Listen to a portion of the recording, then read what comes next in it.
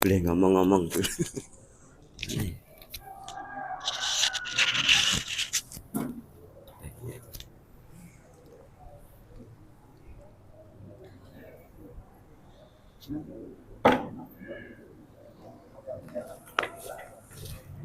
Isi acara apa?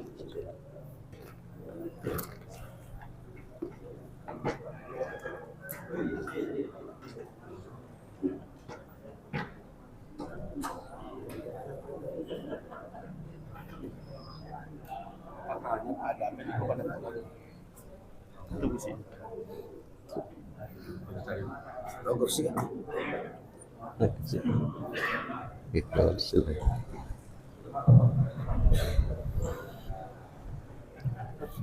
Iya. Surat apa, Sat? Al-Baqarah lanjutan yang kemarin 43 berapa ya? 32 33. Itu Set aja.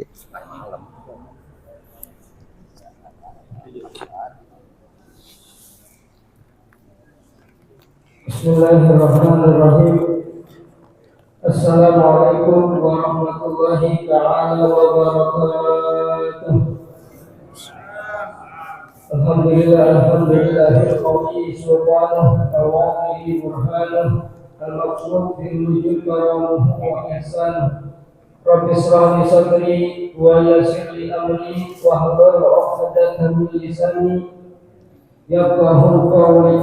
Rabbi zidna ilma warzuqni fahma. Allahumma hifzal mursalin fahman nabiyyin wa ilhamul malaikatil muqarrabin maqam. Tak ada kata yang patut kita ucapkan pada pagi hari ini kecuali rasa syukur dan syukur kehadirat Allah Subhanahu wa taala atas limpahan rahmat karunia hidayah dan nikmat sehat afiat sehingga kita dapat berkumpul di tempat yang mustajab dan kita telah melaksanakan rangkaian ibadah kepada Allah Subhanahu wa taala. Mudah-mudahan rangkaian ibadah yang telah kita laksanakan dan yang akan kita laksanakan keseluruhannya itu diterima oleh Allah Subhanahu wa taala. Salawat dan salam dari sama-sama kita sampaikan kepada junjungan kita baginda Nabi besar Muhammad sallallahu alaihi wasallam beserta keluarga dan para sahabatnya dengan harapan kita mendapat syafaatnya di yaumil qiyamah nanti. Amin ya rabbal alamin. Yang sama-sama kita hormati al-mukarramun para guru, para asatidzah, para sepuh, para bapak, para ibu hadirin dan hadirat. Sebelum kajian kita dengarkan, sama-sama kita baca mengulang surat Al-Fatihah. Kita kirimkan untuk sanak famili kita yang sedang sakit, terkhusus orang tua kita Haji Asnil. Mudah-mudahan Allah angkat dari segala penyakitnya, dijadikan penyakit yang membawa hikmah dan menjadikan pengubur segala kesilafannya. Terkhusus juga untuk saudara-saudara kita yang berada di Palestina, mudah-mudahan Allah berikan kesabaran dan ketabahan dan tentunya menjadikan kemenangan untuk negeri Palestina. Badatun thayyibatun wa rabbun ghafur. Al-Fatihah bi al-istighfar wa al-hadatin Nabi Mustafa Rasulullah sallallahu alaihi wasallam sayyidina Al-Fatihah. A'udzu billahi minasyaitonir rajim. Bismillahirrahmanirrahim. Alhamdulillahirabbil alamin arrahmanirrahim maliki yaumiddin. Iyyaka na'budu wa iyyaka nasta'in. Ihdinas siratal mustaqim. Shiratal ladzina an'amta 'alaihim ghairil maghdubi 'alaihim waladdallin. Mari sama-sama kita dengarkan kajian yang akan disampaikan oleh guru kita Ustaz Haji Syekh yang akan membahas tafsir surat Al-Baqarah ayat 32 dan 34. Padanya dipersilakan tafadhol alaihi wasyukur.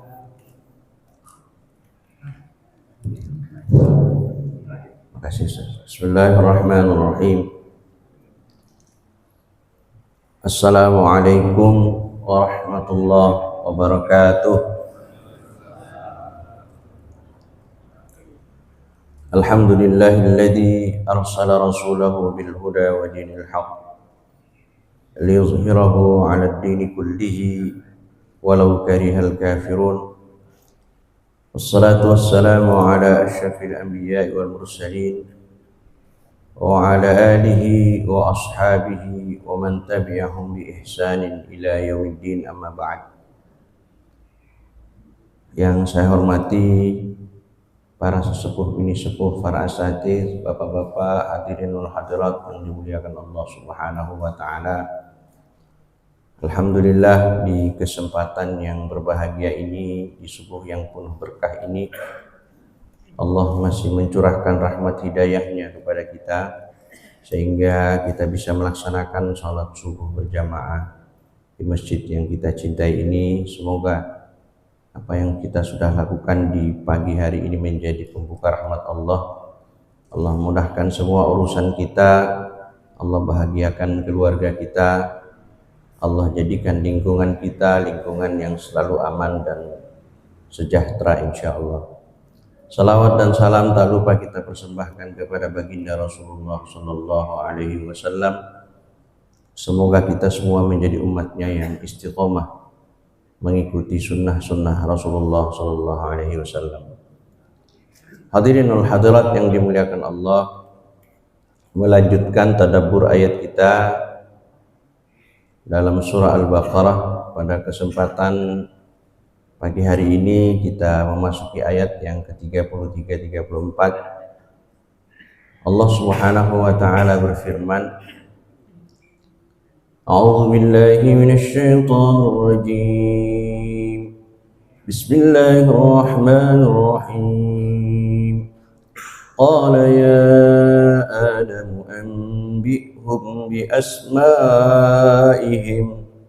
Falamma anba'ahum bi asma'ihim qala alam aqul lakum inni a'lamu ghaibas samawati wal ard wa a'lamu ma tubduna wa ma kuntum taktumun. Bapak Ibu hadirin yang dimuliakan Allah Subhanahu wa taala, ayat ini merupakan kelanjutan dari ayat sebelumnya yang menceritakan kepada kita bagaimana Allah sudah menjadikan manusia atau Adam alaihissalam sebagai khalifah di muka bumi. Lalu kemudian Allah mengajarkan kepada Nabi Adam alaihissalam al-asma, nama-nama benda-benda. Oleh para ulama juga dijelaskan tidak saja namanya tapi juga fungsinya, manfaatnya buat apa, bisa dimakan atau tidak, itu semua dijelaskan Allah kepada Nabi Allah Adam alaihissalam. Kemudian pada ayat ini Allah Subhanahu wa taala setelah memerintahkan Nabi Adam alaihissalam untuk menyampaikan kepada seluruh manusia, seluruh malaikat pada saat itu tentang nama-nama tersebut. Qala ya Adam anbi'hum bi asma'ihim. Allah berfirman kepada Adam, wahai Adam, jelaskanlah kepada mereka, para malaikat itu, nama-nama yang telah aku ajarkan kepadamu dan fungsi-fungsinya. Falamma amba'ahum bi asma'ihim, maka ketika Nabi Allah Adam sudah selesai menjelaskan nama-nama tersebut, qala alam aqul lakum inni a'lamu ghaibas samawati wal ard. Allah pun berfirman kepada seluruh malaikat bahwa alam aqul lakum, bukankah aku sudah mengatakan kepada kalian, inni a'lamu ghaibas samawati wal ard, sesungguhnya aku lebih mengetahui apa yang tersembunyi di balik langit-langit yang aku ciptakan dan bumi. Wa a'lamu ma tubdun, dan aku lebih tahu apa yang kalian sembunyikan, apa yang kalian hadirkan, apa yang kalian tunjukkan, wa ma kuntum taktumun, dan apa yang kalian sembunyikan. Hadirin yang dimuliakan Allah, Allah Subhanahu wa taala dalam ayat ini memberikan penjelasan kepada kita beberapa hal. Yang pertama, Allah memberikan penjelasan kepada kita bahwa apa yang diberikan kepada Adam itu merupakan kemuliaan khusus yang tidak diberikan kepada malaikat. Ketika Nabi Adam alaihissalam diberikan kemampuan untuk mengetahui segala sesuatu yang diajarkan Allah Subhanahu wa taala, mengerti fungsinya, mengerti manfaatnya, mengerti cara penggunaannya, maka menjadi kemuliaan yang tidak dimiliki oleh para malaikat. Sehingga pada sisi ini malaikat kemudian mengatakan pada ayat sebelumnya, subhanaka la ilma lana illa ma 'allamtana. Maha suci Engkau ya Allah, tidak ada yang kami ketahui kecuali apa yang telah Engkau ajarkan kepada kami. Innaka antal alimul hakim. Sesungguhnya Engkau ya Allah yang maha mengetahui lagi maha bijaksana. Ini pengakuan yang luar biasa dari para malaikat dan kerendahan atau kekuatan iman para malaikat di hadapan Allah untuk mengakui kelemahannya di hadapan Allah Subhanahu wa ta'ala. Yang kedua, ayat ini merupakan dalilun ala fadlil ilmi wa ahlihi, merupakan sebuah dalil, satu hujjah di mana Allah menjelaskan kepada kita fadilah ilmu pengetahuan, keutamaan ilmu pengetahuan dan keutamaan kemuliaan orang-orang yang memiliki ilmu pengetahuan. Kalau di ayat yang lain Allah jelaskan yarfa'illahu alladhina amanu minkum walladhina utul ilma darajat. Allah mengangkat derajat orang-orang yang beriman. Jadi hari ini kalau kita diberikan keimanan kepada Allah Subhanahu wa ta'ala oleh Allah Subhanahu wa ta'ala, maka sebenarnya itu satu cara Allah mengangkat derajat kita. Jadi bersyukurlah kita ketika Allah sudah berikan keimanan itu. Bersyukurlah kita ketika langkah kita sudah ringan datang ke masjid. Bersyukurlah kita ketika kita bersedih lupa sholat tahajud atau kelewat sholat tahajud. Bersyukurlah kita ketika kita bersedih karena tidak sempat baca Quran satu hari. Bersyukurlah kita ketika kita lupa melaksanakan sholat duha misalnya. Bersyukurlah kita ketika kita sudah merasa sedih, ketika kita tidak beristighfar dalam satu hari. Itu semua bukti bahwa iman itu ada di hati kita.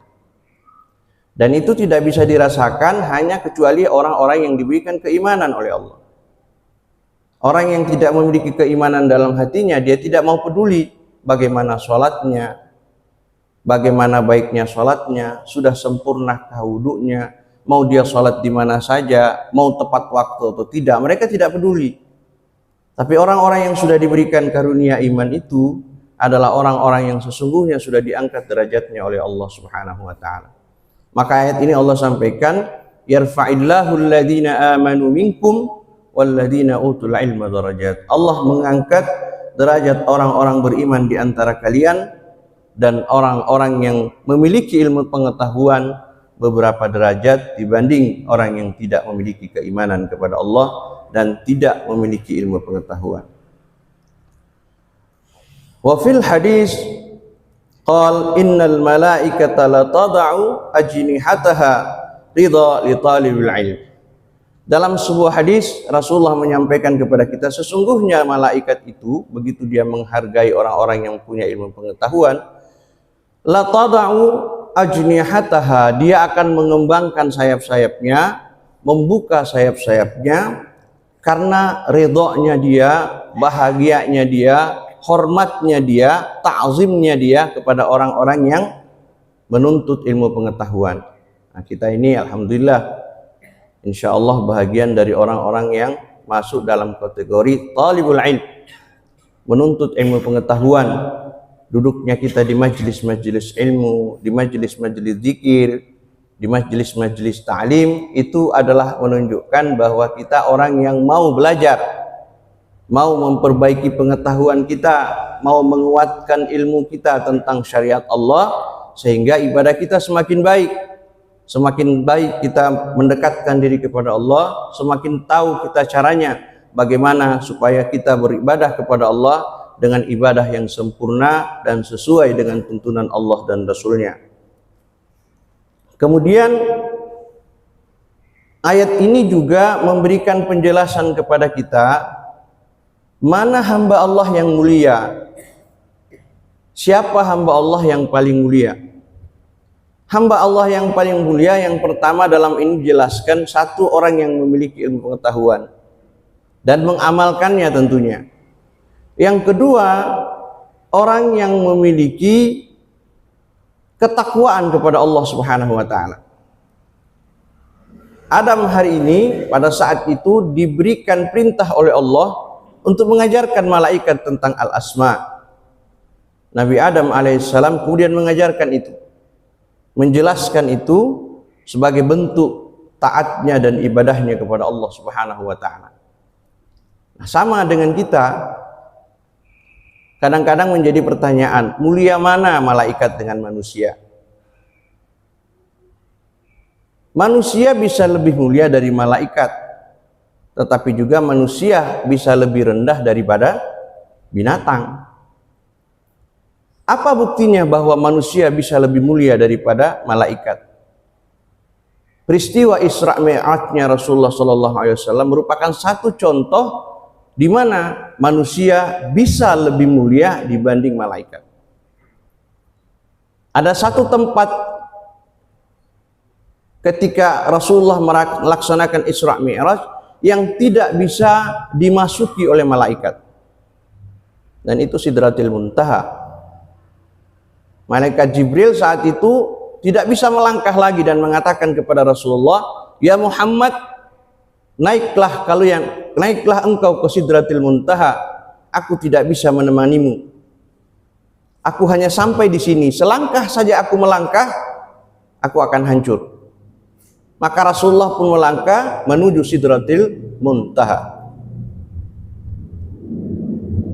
Dan itu tempat yang tidak bisa dimasuki oleh malaikat. Hanya Rasulullah SAW yang bisa masuk dalam posisi itu, dalam tempat itu. Ini menandakan kemuliaan khusus yang Allah berikan kepada manusia yang memiliki ketakwaan dan keimanan yang kuat di hadapan Allah Subhanahu wa taala. Sebaliknya, kita juga bisa lebih rendah daripada binatang. Lahum qulubun la yafqahuna biha wa lahum a'yunun la yubsiruna biha wa lahum adanun la yasma'una biha ulaika kal an'am bal hum adall. Manusia itu sudah diberikan hati, tapi hatinya tidak digunakan untuk memahami ayat-ayat Allah. Hatinya tidak digunakan untuk mendekatkan dirinya kepada Allah. Hatinya tidak digunakan untuk berfikir, mentadaburi ayat-ayat Allah untuk bisa lebih dekat kepada Allah Subhanahu wa taala. Lahum a'yunun la yubsiruna biha. Dia punya mata, tapi matanya tidak dipakai untuk belajar, tidak dipakai untuk mendekatkan dirinya kepada Allah, tidak digunakan untuk melakukan amal-amal kebaikan, tidak digunakan untuk melihat hal-hal yang baik. Walahum adhanun la yasma'una biha. Dia punya telinga, tapi telinganya tidak digunakan untuk mendengar hal-hal yang baik. Telinganya tidak digunakan untuk mendekatkan dirinya kepada Allah. Ulaika kal an'am. Mereka itulah orang-orang yang seperti binatang ternak. Bal hum adall. Bahkan mereka bisa lebih rendah derajatnya dibanding binatang ternak. Jadi kita ini potensinya luar biasa, banyak sekali. Bisa menjadi potensi manusia yang benar-benar manusia, bisa menjadi potensi lebih rendah dibanding binatang, juga bisa menjadi potensi sederajat dengan malaikat, bahkan mungkin lebih mulia dari para malaikat. Kenapa manusia bisa lebih mulia daripada malaikat? Karena manusia diberikan satu ujian yang tidak diberikan kepada malaikat. Malaikat itu sudah posisinya seperti apa yang Allah berikan kepadanya. La ya'sunallaha ma amarahum wa yaf'aluna ma yu'marun. Tidak ada satu malaikat pun yang Allah ciptakan kecuali mereka tidak pernah durhaka kepada Allah dan melaksanakan apa saja yang Allah perintahkan kepadanya. Berbeda dengan kita manusia. Allah beri kita nafsu, Allah beri kita syahwat, Allah beri kita kelemahan-kelemahan yang lain yang sungguh menjadi ujian buat kita untuk bisa mengangkat derajat kita di hadapan Allah. Jika kita lulus dengan ujian-ujian itu, maka derajat kita bisa lebih baik dari malaikat-malaikat Allah. Kemudian dalam ayat ini Allah ingin memberitahu kita bahwa Allah Maha tahu atas segala sesuatu. Allah memberitahu kita, inni a'lamu ghaibas samawati wal ardh. Sesungguhnya aku tahu apa yang tersembunyi di antara langit-langitnya Allah dan bumi yang kita tidak tahu. Dalilun ala anna ahadan la ya'lamu minal ghaib illa a'lamahu Allah. Ini satu dalil yang Allah berikan kepada kita bahwa tidak ada seseorang pun yang bisa mengetahui hal-hal yang gaib kecuali sesuatu yang pernah Allah ajarkan kepadanya. Termasuk Nabi Allah Adam alaihissalam. Nabi Adam tidak akan bisa tahu tentang al-asma, nama-nama dan fungsi-fungsinya, kecuali Allah sudah mengajarkan Adam kepada hal-hal tersebut. Wa 'allama Adam al-asma'a kullaha, pada ayat yang ke-31. Allah sudah mengajarkan Adam nama-nama seluruhnya. Seluruh sesuatu itu sudah diajarkan kepada Adam alaihissalam. Juga dijelaskan oleh Allah Subhanahu wa taala dalam sebuah ayat dalam surah Al-An'am ayat yang ke-52. Apa yang Allah sampaikan? Wa indahu mafatihal ghaib la ya'lamuha illahu. Dan di sisi Allah lah mafatih, kunci-kunci kehidupan gaib, la ya'lamuha illahu, tidak ada yang tahu kecuali Dia, kecuali Allah. Ya'lamu ma fil barri wal bahr, Allah tahu apa yang tersembunyi di darat maupun di lautan yang luas. Wa ma saqata min waraqatin illa ya'lamuha, tidak ada satu daun pun yang jatuh. Bayangkan banyaknya, berapa banyak daun di muka bumi ini. Tidak ada satu daun pun yang jatuh, kata Allah, illa ya'lamuha, kecuali Allah tahu. Ma saqata min waraqatin illa ya'lamuha, wala habbatin fi zulumatil ard, wala ratabin wala yabisin illa fi kitabim mubin. Semuanya tercatat dalam kitab yang jelas, dan Allah tahu semuanya, apa yang tersembunyi dalam kegelapan, apa yang masuk di dalam bumi, Allah tahu semuanya. Jadi ayat ini memberikan penjelasan kepada kita bahwa betapa Allah Subhanahu wa taala sangat mudah memberikan kemuliaan kepada hambanya, sangat mudah untuk mengangkat derajat hambanya. Karena apa? Allah tahu seluruhnya, termasuk diri kita. Bapak Ibu yang dimuliakan Allah Subhanahu wa taala, kemudian Allah sampaikan wa a'lamu ma tubdun, dan Allah mengatakan, dan aku lebih tahu apa yang kalian tampakkan, apa yang kalian perlihatkan, ay ma tazharun wa ma kuntum taktumun, dan apa yang kalian sembunyikan. Tusirruna min da'awakum annallaha la yakhluqu khalqan afdalu minkum. Wa ruya annahu ta'ala lamma khalaqa Adam alaihissalam ra'atil malaikatu fitratahu al-ajibah. Ketika Allah Subhanahu wa taala, dalam satu riwayat, ketika Allah Subhanahu wa taala menciptakan atau sedang menciptakan Nabi Adam alaihissalam, para malaikat melihat proses penciptaan itu dengan penuh rasa takjub. Karena kan penciptaan kita kan min salsaliin min hama'im masnun. Kita itu tercipta dari tanah kering, saripatinya tanah liat, tanah kering, tapi tanah liat yang hitam. Jadi ketika iblis tahu itu yang menyebabkan dia nggak mau sujud terhadap Adam. Karena dia pikir, ngapain gue sujud sama Adam? Asalnya aja dari tanah kering, udah itu tanah asalnya tanah liat yang hitam. Min salsali min hama'im masnun. Masnun itu yang dibentuk oleh Allah Subhanahu wa taala sedemikian rupa, jadilah bentuknya seperti kita sekarang. Lalu malaikat mengatakan, la yakun ma syaa fala yakhluqa rabbuna khalqan illa kunna akramu alaihi. Jadi malaikat ketika melihat proses penciptaan Adam itu, mereka mengatakan Allah sedang menciptakan sesuatu yang kita lebih mulia dari sesuatu itu. Jadi riwayat ini menunjukkan bahwa awalnya malaikat menganggap bahwa posisi Nabi Adam ini di bawah dia secara kemuliaan, tapi ternyata Allah memerintahkan sujud kepada Nabi Adam setelah Nabi Adam alaihissalam mengajarkan nama-nama dan fungsinya. Malaikat semua sujud kecuali iblis. Nah, kita lihat ayat selanjutnya yang bercerita tentang bagaimana iblis kemudian menolak untuk bersujud kepada Adam alaihissalam. Wa idh qulna lil malaikati isjudu li Adama fasajadu. Ingatlah ketika kami berkata kepada para malaikat, sujudlah kalian kepada Adam. Fasajadu, maka seluruh malaikat bersujud. Illa iblis, kecuali iblis. Aba wastakbar, dia enggan untuk sujud dan dia menyombongkan diri.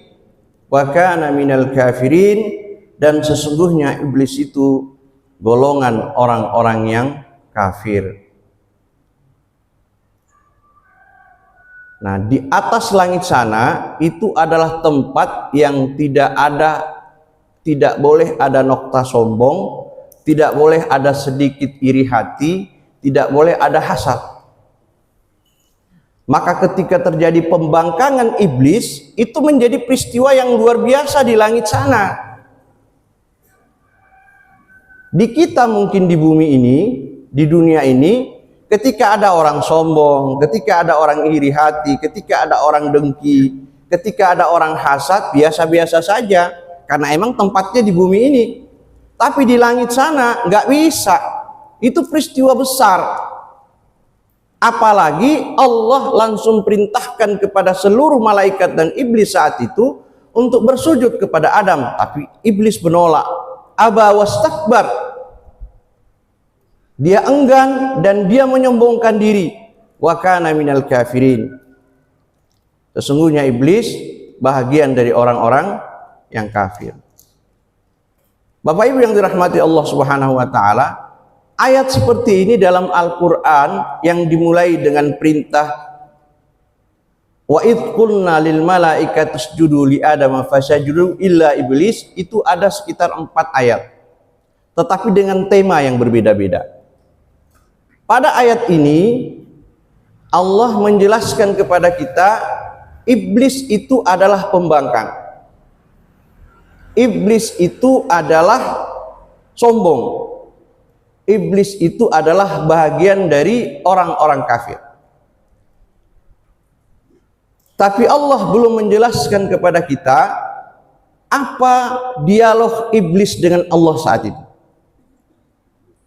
Maka di beberapa ayat, sebenarnya ada sekitar 13 ayat, yang saya catat ada 7 ya, yang bercerita tentang bagaimana dialog Allah dengan iblis ketika peristiwa itu terjadi.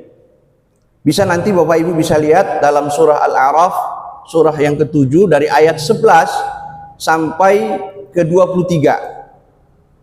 Di situ inti dialognya adalah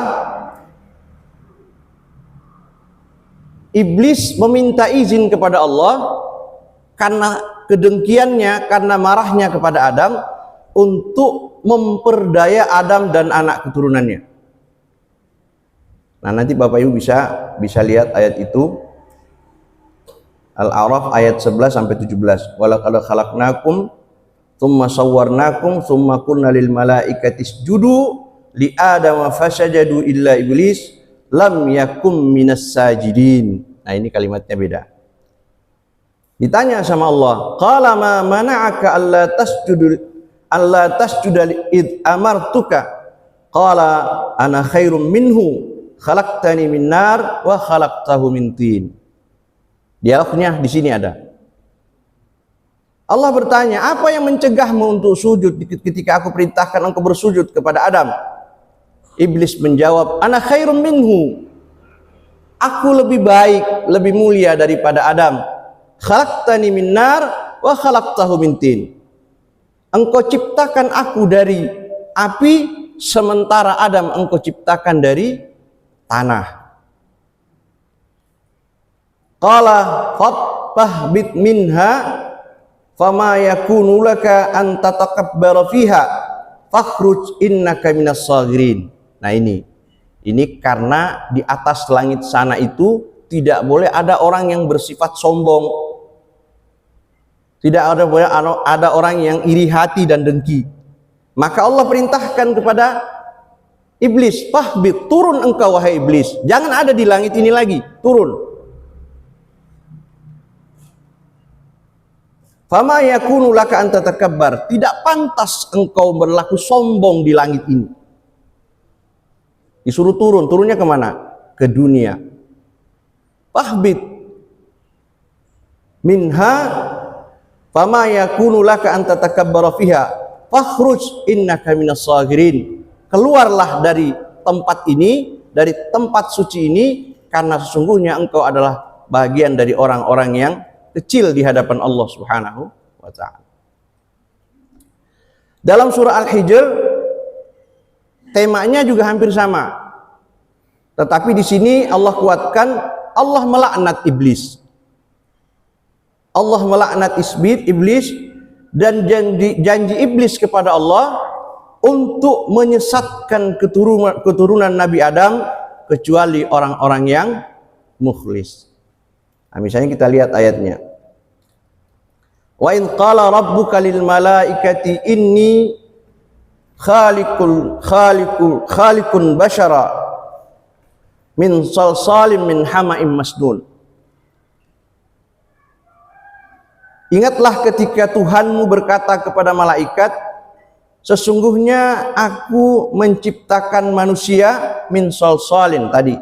Min salsalin min hama'im masnun. Dari tanah kering yang berasal dari tanah liat yang hitam. Yang dibentuk oleh Allah Subhanahu wa ta'ala. Fa idza sawaituhu wa nafakhtu fihi min ruhi faqa'u lahu sajidin. Hampir sama temanya.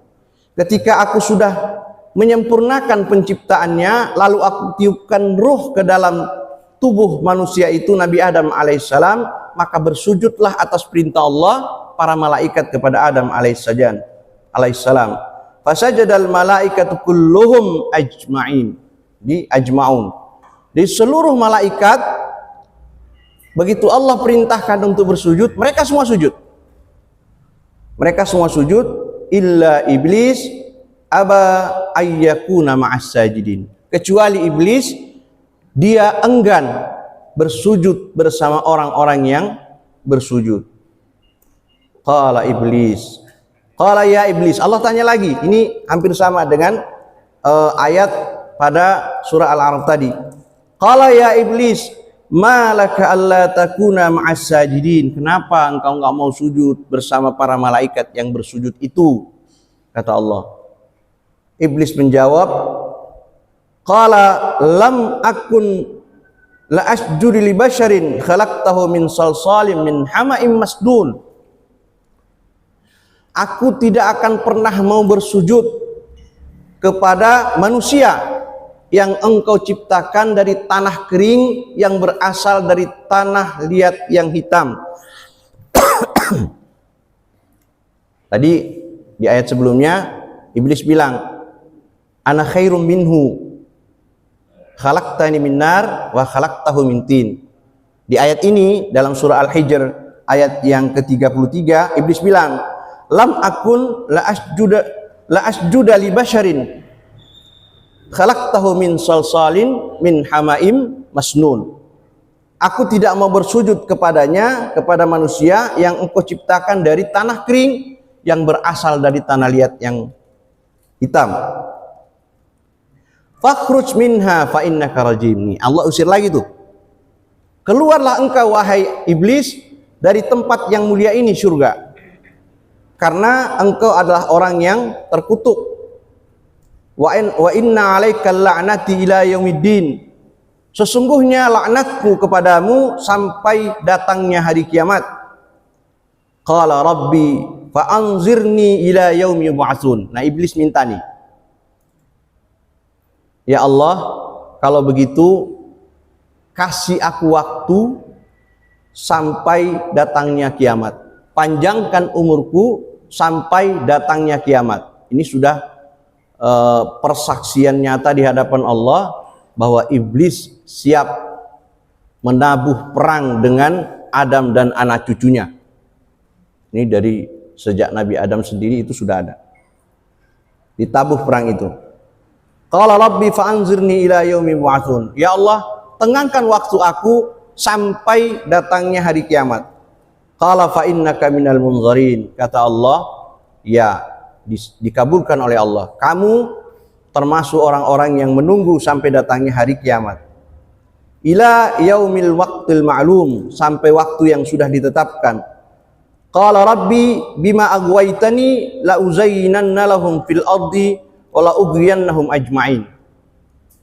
Kata iblis, ya Allah, sebagaimana engkau telah mengutukku, telah menganggapku aku sesat, telah mengusirku dari surga, maka aku akan memperindah kepada Adam dan anak cucunya sesuatu yang buruk. Jadi salah satu cara iblis menggoda kita itu, sesuatu yang jelek itu menjadi sebuah keindahan. Sesuatu yang dilarang itu menjadi sebuah kenikmatan. La uzayyinannahum fil ard wa la ughwiyannahum ajma'in, dan aku akan menyesatkan mereka semua. Ini janji iblis kepada Allah Subhanahu wa taala. Illa ibadaka minhumul mukhlasin, kecuali hamba-hambamu yang senantiasa ikhlas, senantiasa kuat, senantiasa bersabar untuk melakukan ketaatan kepadamu. Makanya kata Allah dalam surah Al-Baqarah itu, wa ma umiru illa liya'budullaha mukhlisina lahuddin. Tidaklah engkau diperintahkan untuk menyembah kepada Allah kecuali kalian benar-benar ikhlas, benar-benar tulus untuk melaksanakan ketetapan-ketetapan Allah. Karena itu Bapak Ibu yang dimuliakan Allah, kunci utama, salah satu kunci utama dalam ibadah kita, ya hadirkan keikhlasan, hadirkan ketaatan kita kepada Allah Subhanahu wa taala. Karena itu salah satu benteng kita sehingga iblis tidak bisa menggoda kita. Nah, misalnya dalam sebuah ungkapannya Imam Al-Ghazali pernah mengatakan bahwa iblis itu seperti anjing kelaparan dan makanannya itu adalah hati-hati yang kotor. Makin kotor hati kita, makin demen tuh iblis masuk ke hati kita. Sampai beliau mengatakan, Imam Al-Ghazali mengatakan bahwa iblis itu tidak akan lari terbirit-birit kalau orang yang hatinya kotor, hatinya penuh dengan dengki, hatinya penuh dengan iri hati, hatinya penuh dengan kebencian. Iblis tidak akan lari terbirit-birit ketika orang itu baca ta'awuz misalnya. Walaupun perintah Allah, fasta'id billah minasyaitonir rajim. Kata Imam Al-Ghazali, iblis itu tidak akan, dia lari tapi tidak kencang. Kenapa? Karena makanannya ada di dalam hati itu. Apa itu? Sombong, maksiat, iri hati, dengki, amarah, itu ada di hati kita. Sehingga iblis itu masuk. Dia seperti anjing kelaparan, dia akan terus datang untuk memakan itu. Merusak hati kita melalui syahwat kita. Melalui berbagai cara yang digunakan oleh iblis untuk mendekati kita. Oh, kemudian, tapi jika hati bersih, kata Imam Al-Ghazali, maka hanya dengan menyebut nama Allah saja dia sudah menjauh. Jika orang hatinya bersih, hatinya selalu dekat dengan Allah, hatinya selalu dipenuhi dengan zikir, hanya dengan zikirnya saja, itu iblis sudah lari. Bapak Ibu pernah lihat orang diruqyah? Pernah ya? Saya pernah menyaksikan, Mbak. Ada orang sudah meruqyah panjang, udah lama, hampir 1 jam lebih diruqyah, nggak ada pengaruhnya sama sekali. Tiba-tiba datang seseorang masuk ke rumah itu, dia cuma salam, Assalamualaikum warahmatullah. Itu orang yang lagi kesurupan lompat ke atas kasur. Kan kita mikir, kok bisa ya? Belum dibacain ayat ruqyah kok udah lompat. Dia juga bingung. Saya nggak biasa ngeruqyah kok malah itu orang yang kesurupan lompat ke kasur. Ya orang-orang yang nggak paham, dia bilang ini orang pinter nih. Suruh tuh obatin sama orang yang ruqyah itu. Saat itu teman ini kita suruh obatin. Saya nggak biasa ngobatin orang kesurupan kok saya. Nah itu takutnya sama ente.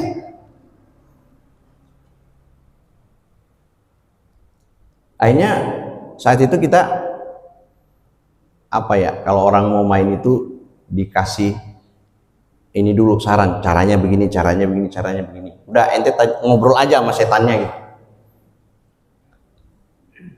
Makin dekat makin lompat dia Pak, sampai mau masuk ke toilet sembunyi, takut banget. Pergi.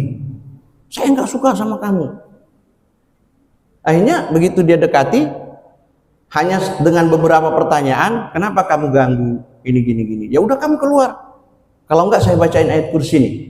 Karena kita cuma kasih tahu udah bacain ayat kursi aja. Nggak lama, tidak sampai 10 menit sembuh orang tadi. Mungkin pertanyaan kita kok bisa ya? Ini sama, selaras dengan apa yang disampaikan oleh Imam Al-Ghazali, bahwa kalau orang sudah hatinya bersih, hatinya penuh dengan keimanan, hatinya dekat dengan Allah, hatinya selalu dipenuhi dengan zikir, setan itu lari tanpa harus membaca ta'awudz sekalipun. Cukup dia menampakkan wajahnya saja, setan udah ketakutan.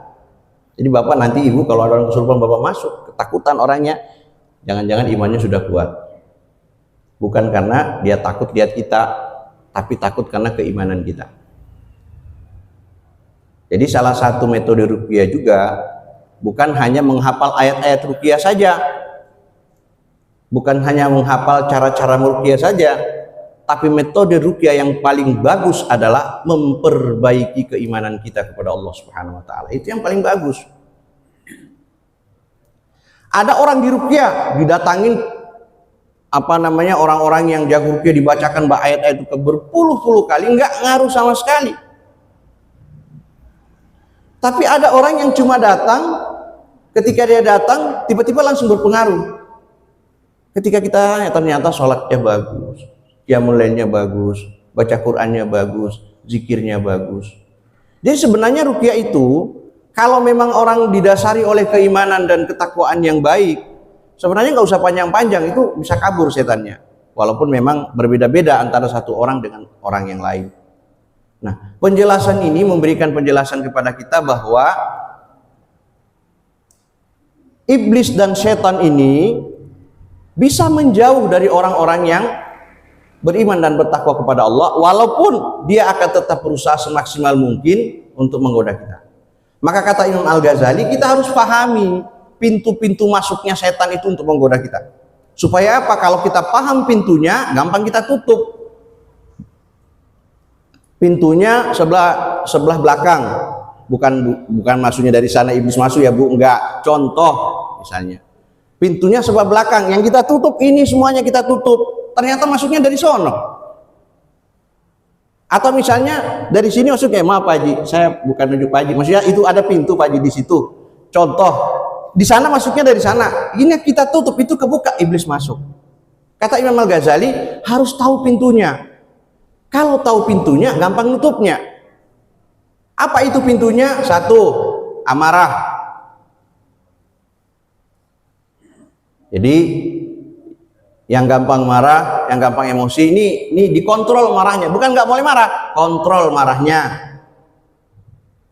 Kan orang yang dijanjikan surga dan ampunan itu kan orang yang bisa menahan amarahnya. Wal kaziminal ghaiz. Yang kedua, syahwatnya, bukan nggak boleh punya syahwat, syahwatnya dikontrol, karena itu jalan setan masuk menggoda kita. Yang ketiga apalagi? Dengki dan iri hati. Ini juga penyakit-penyakit hati semua ini. Dengki dan iri hati itu tempatnya setan masuk. Bayangin tetangga kita beli mobil, nggak usah mobil ya, beli kursi baru, yang sakit kepala kita. Loh, kita sakit kepala, iblis masuk nambah-nambahin. Nggak pusing lu lihat tetangga lu beli kursi baru, lu kursi lu dari dulu, dari sejak masuk Villa Dago itu aja, ganti kulit aja udah 15 kali misalnya. Bilang tuh sama lakinya beli, kalau suami punya uang, kalau enggak kasihan. Yang ketiga apa? Makan dan minum yang berlebihan, juga makan dan minum dengan tangan kiri, Pak. Banyak kita masih cuek nih makan minum tangan kiri. Makan dan minum sambil berdiri, itu jalannya setan masuk, Pak. Makan minumnya berlebihan, makan minumnya dengan tangan kiri, makan minumnya sambil berdiri, yang terakhir makan minumnya lupa baca malah makannya sama setan. Itu pintunya setan menggoda kita. Apalagi hubbud dunya, kata Imam Al-Ghazali, cinta dunia yang berlebihan. Boleh cinta dunia, tapi jangan berlebihan. Kemudian, ini juga yang sering, tergesa-gesa. Mau berdoa sama Allah, buru-buru. Perasaan udah seminggu berdoa nggak dikabulin. Pak, Bu, Ibu baru seminggu berdoa, ada orang yang bertahun-tahun berdoa belum dikabulin sama Allah. Kata Rasulullah, jangan tergesa-gesa, terus aja berdoa. Kalau saat itu Allah belum mengabulkan doa kita, bisa jadi Allah berikan sesuatu yang lebih mulia dari apa yang kita minta, hanya saja kita nggak sadari. Dan yang terakhir, ini juga yang paling sering, buruk sangka. Kalau bahasa kita, bahasa kerennya itu su'udzon. Ini semua adalah pintu-pintu iblis, pintu-pintu setan untuk menggoda kita, merusak iman kita, merusak ketakwaan kita kepada Allah Subhanahu wa ta'ala. Bapak dan Ibu yang dimuliakan Allah, karena hari ini ada kegiatan teman-teman juga ya, mau berangkat ke Monas, mungkin kita cukupkan. Mudah-mudahan 2 ayat ini menjadi nasihat buat kita semuanya. Nanti mungkin pekan depan atau bulan depan kita baca beberapa ayat yang terkait dengan bagaimana iblis kemudian bisa menggoda kita dan bagaimana sarana apa yang digunakan oleh iblis untuk bisa menggoda kita. Demikian, mohon maaf bila ada kekurangan. Akhirul kalam, assalamualaikum warahmatullahi wabarakatuh.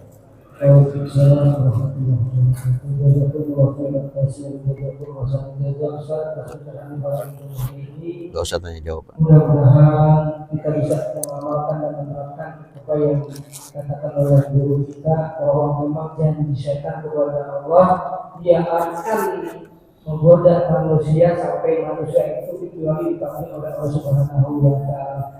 Oleh karena itu, mudah-mudahan tidak dijauhkan dari sifat-sifat yang bertanam oleh setan, itu sombong kepada Allah Subhanahu wa ta'ala. Hadirin dan hadirat, mungkin tidak ada pertanyaannya karena juga ada sebagian jemaah yang akan pergi ke Monas dalam aksi Palestina. Mari kita berdoa dan alhamdulillah kita masjid. Mudah-mudahan ilmu yang disampaikan bisa bermanfaat dan kita bisa menerapkan dalam kehidupan sehari-hari. Alhamdulillahirabbil alamin. Subhanakallahumma wa bihamdika asyhadu an la ilaha illa anta astaghfiruka wa atubu ilaik. Subhanaka rabbika rabbil izzati amma yasifun. Wassalamu alal mursalin walhamdulillahirabbil alamin. Assalamualaikum warahmatullahi wabarakatuh.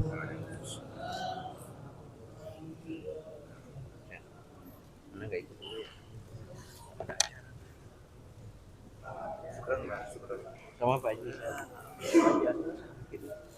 Iya tuh. Iya emang diam-diam aja sakit.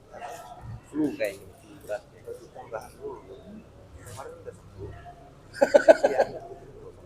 Iya, tambah lagi ya.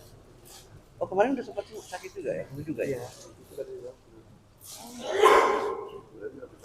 Iya kan, Siap, lu ikut? nggak tahu mata anu banget. Enggak, gua ada acara makanya. Assalamualaikum warahmatullahi wabarakatuh.